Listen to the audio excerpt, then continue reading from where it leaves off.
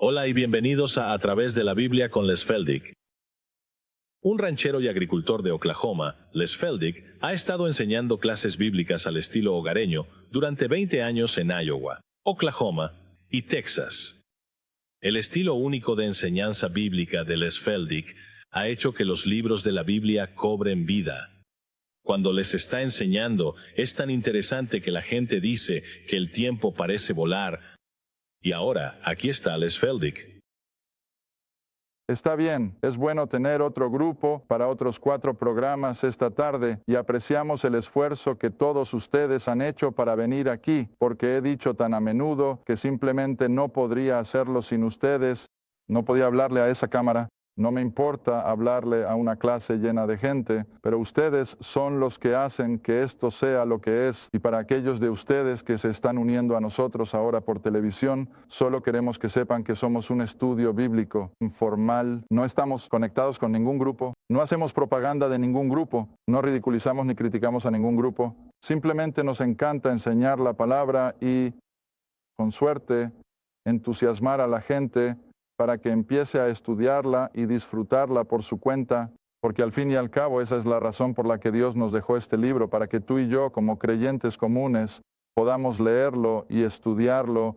Creo que fue Tyndale, mientras lo estaban quemando en la hoguera, fue el que dijo que quería que cada labrador en Inglaterra tuviera una copia de la palabra. No fue Tyndale ni Wycliffe, sino uno u otro.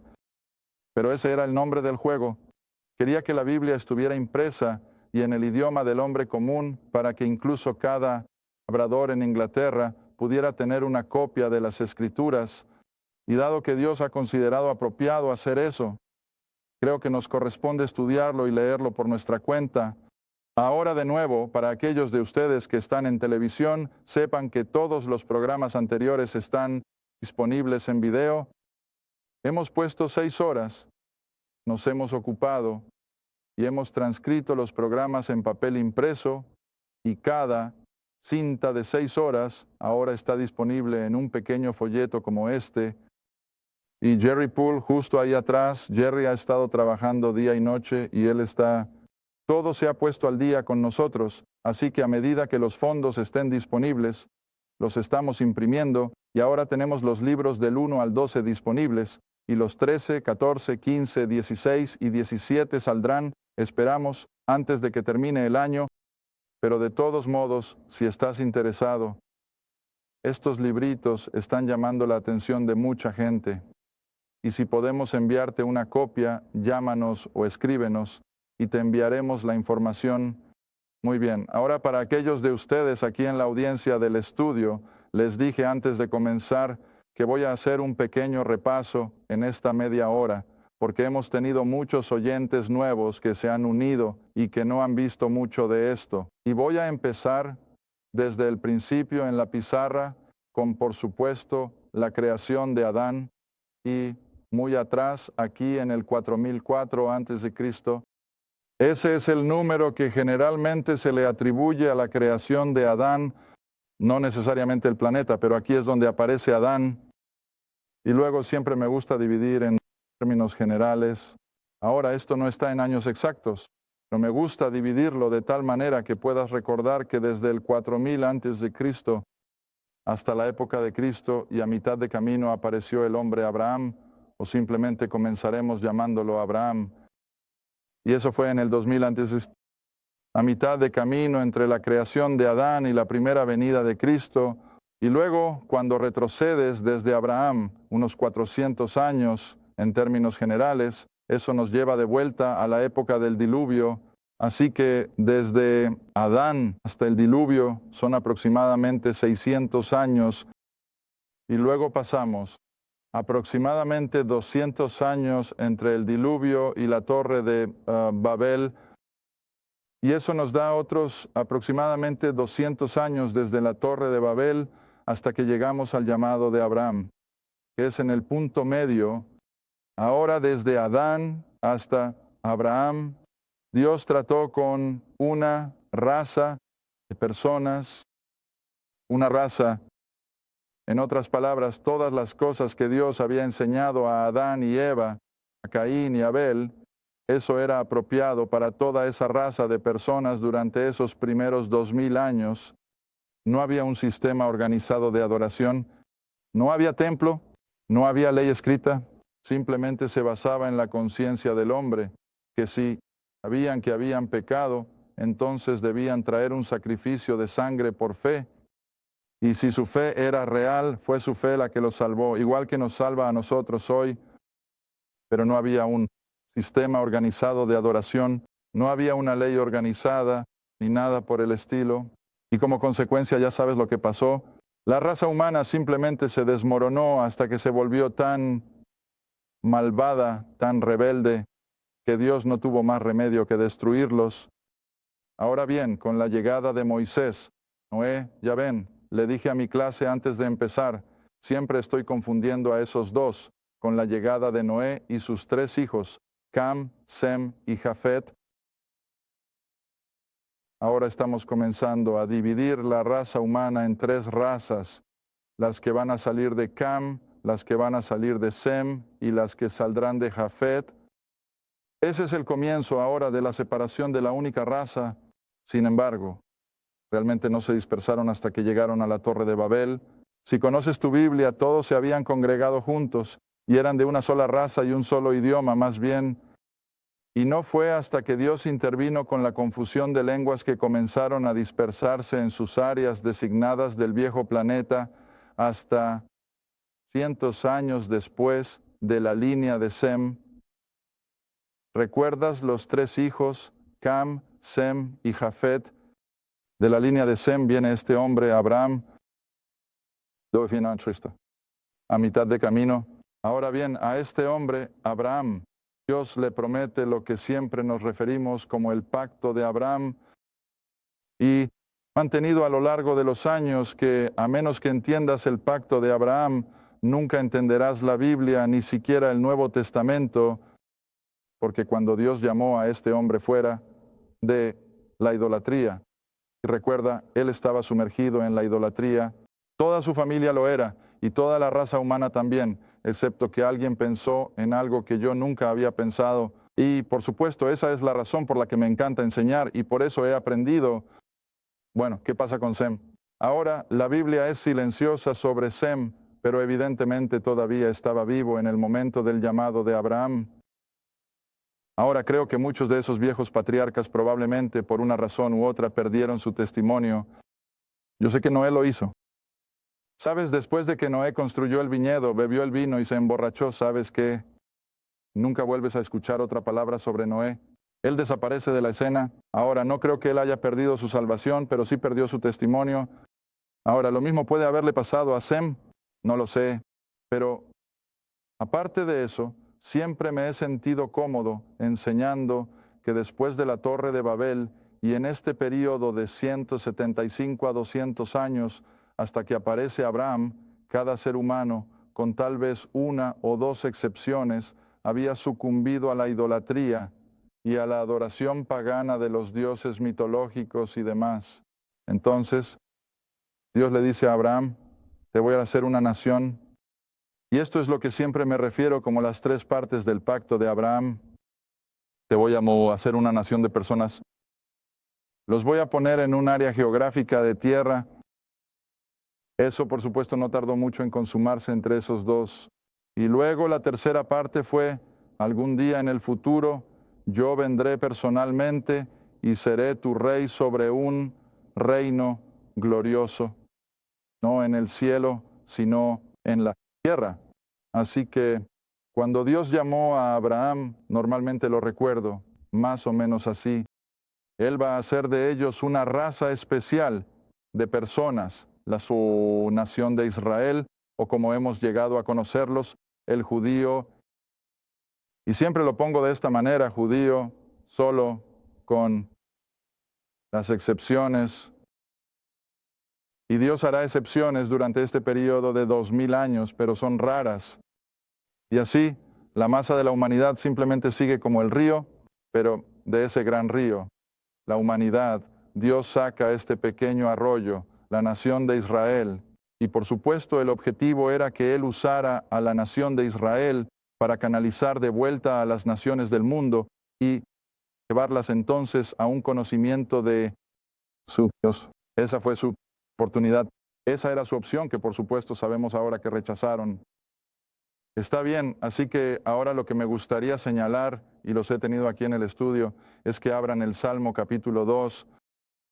Así que con el comienzo de este pacto de Abraham, y por supuesto volviendo hasta Génesis 3:15, a la promesa de la simiente de la mujer, y eso es otra hora o dos de lección, la simiente de la mujer prometida aquí en 3:15, pero la simiente de la mujer vendría a través de este hombre, Abraham, Isaac, Jacob, y luego de los 12 hijos de Jacob, el hijo de Judá viene David y Salomón, y luego Salomón y la otra rama del árbol nos llevan hasta José y María. Ahora, eso es hasta donde llega en el Antiguo Testamento. Quizás también podría seguir adelante.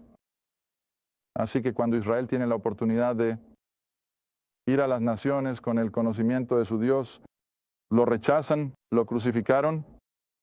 Ahora, por supuesto, como hemos estado viendo en el libro de los Hechos, en los primeros capítulos, a pesar de que todo está consumado aquí para la salvación de toda la raza humana, Dios sigue tratando con el judío. Y sé que probablemente voy en contra de la mayoría de los tradicionalistas, que Él no va inmediatamente a los gentiles.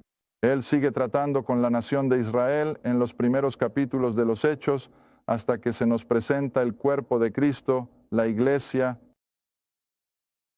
Y recuerda, esa es una terminología, Pablo. No ves ese término, el cuerpo de Cristo, hasta que llegas a las revelaciones dadas al apóstol Pablo. ¿Recuerdas cuando tuvo esa experiencia de conversión en el camino a Damasco? Antes de que llegara a la casa de Ananías, ¿qué le dijo el Señor a Ananías? Bueno, no le tengas miedo porque sabemos que él lo era. No le tengas miedo porque he designado a ese hombre para ir a los gentiles. Y ese es el punto de inflexión en la relación de Dios con la raza humana, que va a levantar a ese judío, Pablo, el tercero apóstol, si quieres llamarlo así, y lo envía específicamente a los gentiles. Y luego, después de que se complete la era de la iglesia y el cuerpo de Cristo esté completo, Dios tiene que sacarlo para poder retomar con el judío en particular en esos últimos 7 años, antes de que entremos en los 1000 años finales del reino. Pero esta será la segunda venida entonces al final de esos 7 años y la llegada del reino. Ahora, así es como entendemos los 7000 años de tiempo que Dios ha establecido proféticamente. Mucho de eso ya es histórico. Esos 4000 años pasaron hasta el tiempo de la cruz. Ahora han pasado otros 2000 años hasta nuestro tiempo particular. Sabemos que quedan 7 años en los que Dios va a tratar específicamente con el judío, aunque toda la raza humana también estará involucrada. Luego regresará, establecerá su reino y habrá 1000 años más de tiempo tal como lo conocemos. Eso aún no será la eternidad. Eso aún estará en el tiempo. Está bien, ahora los tengo en el Salmo capítulo 2. Así que voy a empezar a leer desde ahí, justo en el versículo 1. Y con suerte, en los 15 minutos que nos quedan, podemos hacer que esto recorra las Escrituras y mostrar que desde la perspectiva del Antiguo Testamento, esto nunca se mencionó. Esto es algo que está totalmente fuera del Antiguo Testamento.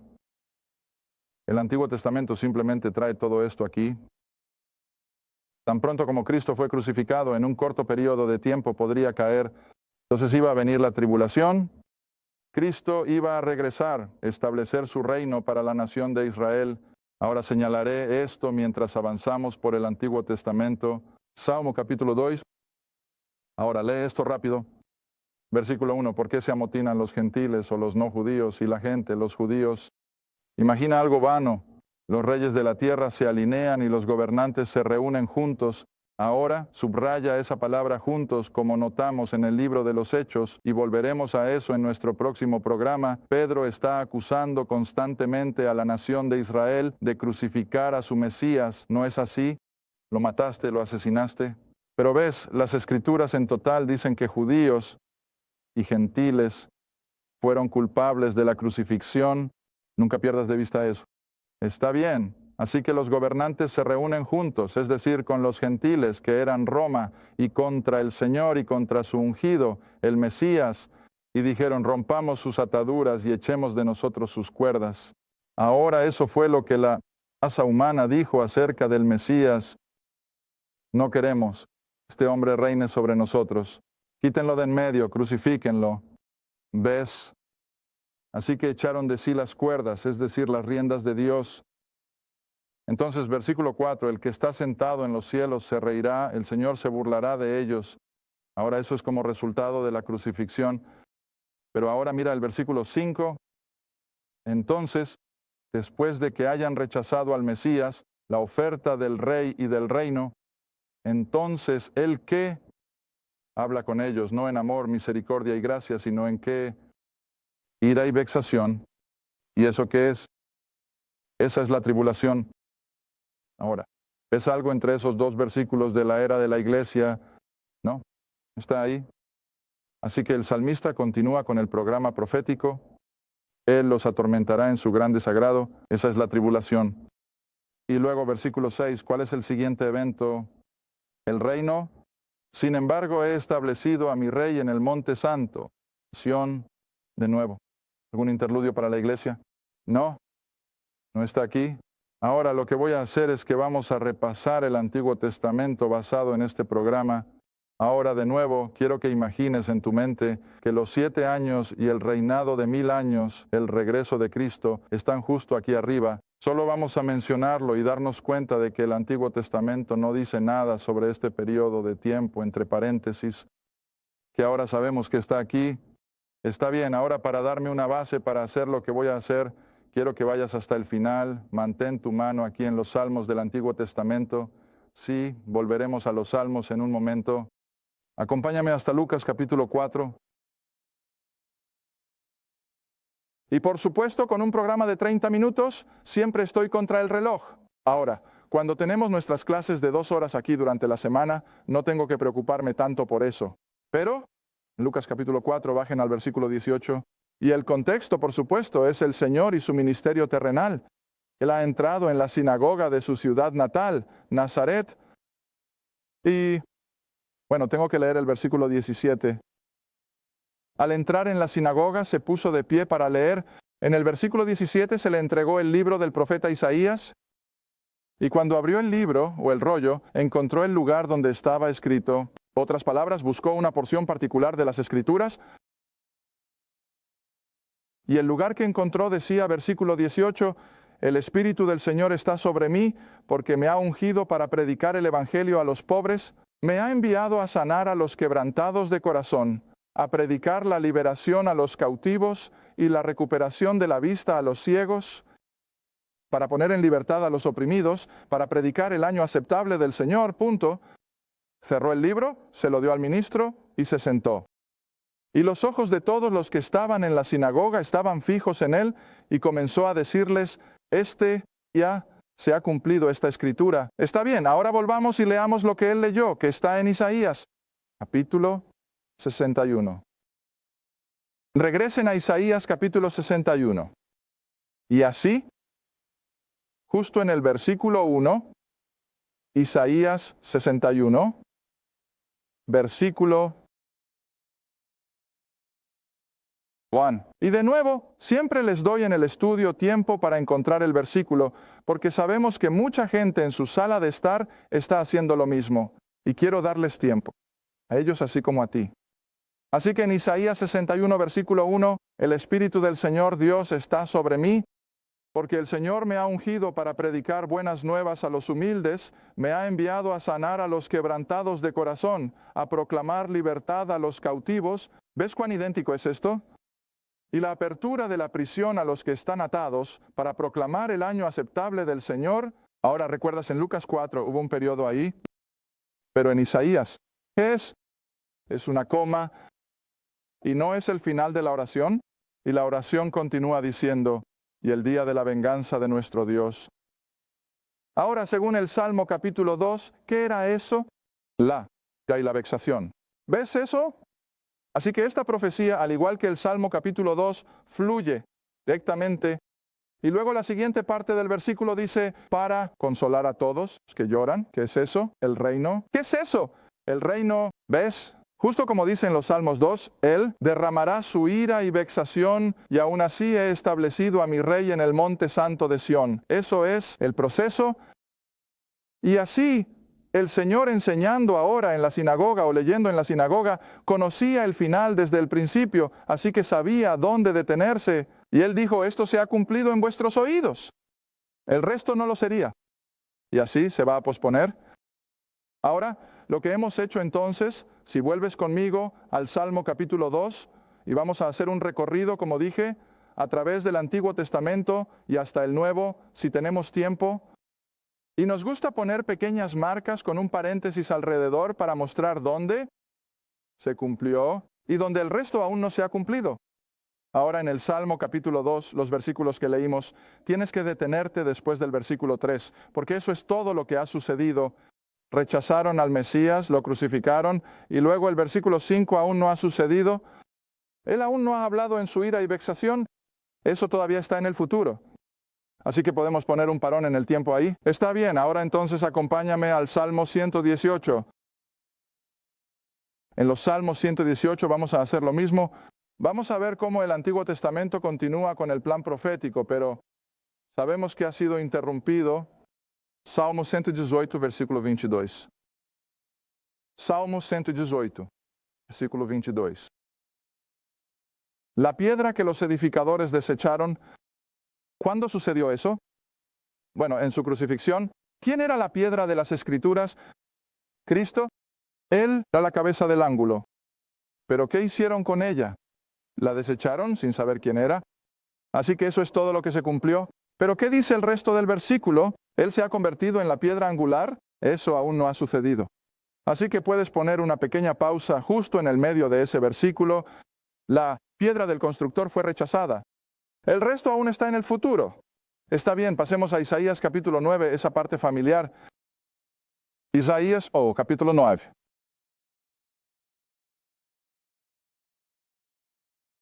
Isaías 9, creo que es el versículo 6.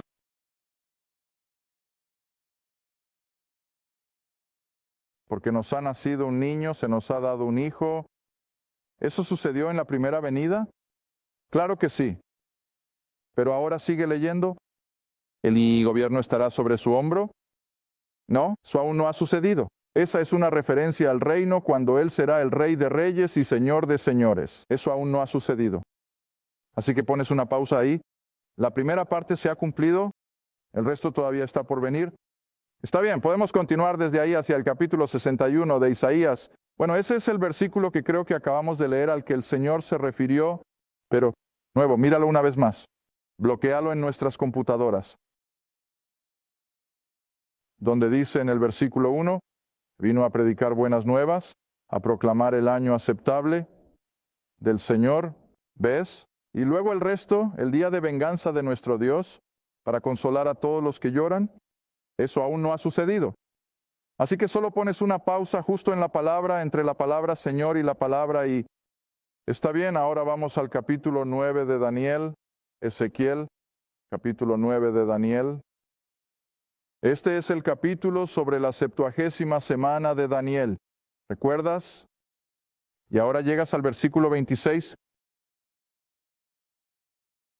donde ya tenemos la descripción de la venida del Mesías.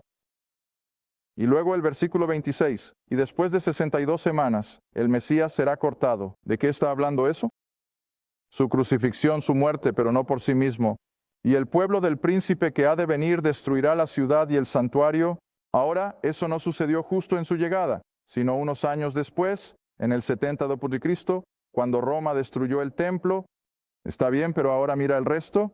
Y el final de eso será con un diluvio, y hasta el final se ha determinado guerra y desolación, y él, el anticristo, confirmará el pacto Eso aún no ha sucedido. Eso todavía está en el futuro. Así que puedes poner tu pausa en este versículo justo después de la palabra santuario, porque todo eso ocurrió en su primera venida, al menos en proximidad a ella.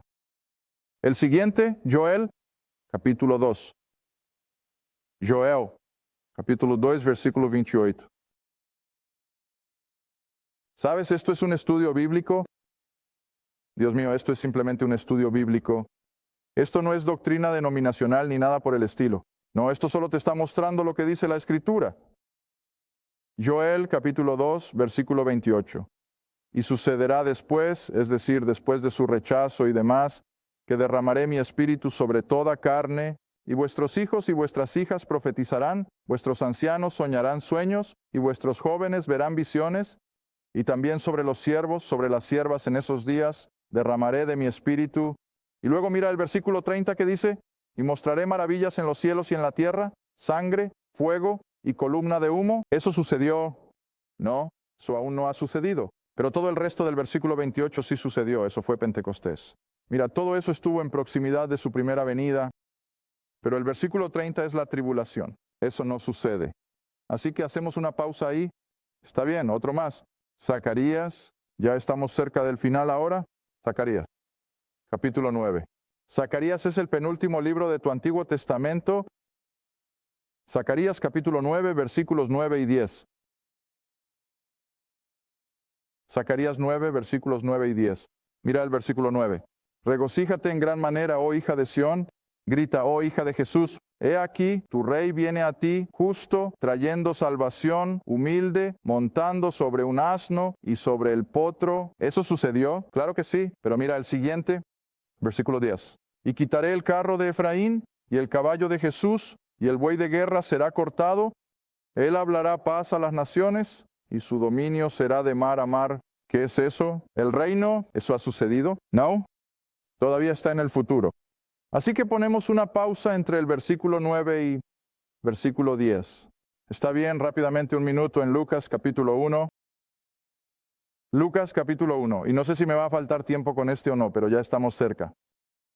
Mateo, Marcos, Lucas capítulo 1. Y de nuevo entre el 31 y el 32. ¿Ves lo obvios que son todos estos? El versículo 31 dice, He aquí, concebirás en tu vientre y darás a luz un hijo y llamarás su nombre Jesús. ¿Sucedió? Claro que sí. Versículo 32, Él será grande y será llamado Hijo del Altísimo, y el Señor Dios le dará el trono de su padre David. ¿No ha sucedido aún? ¿Va a suceder? ¿Ves qué claro es todo esto? Está bien, una más. Lucas capítulo 21. Lucas 21.